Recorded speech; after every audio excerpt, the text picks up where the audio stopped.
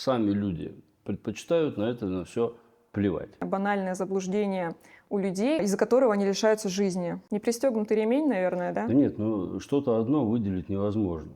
Это много-много различных факторов. Это и недосмотр за маленькими детьми, в результате которых они получают травмы, там, выпадают из окон, которых могут повредить очень сильно домашние животные.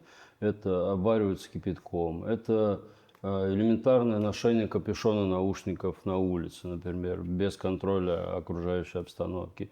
Это те же поезда.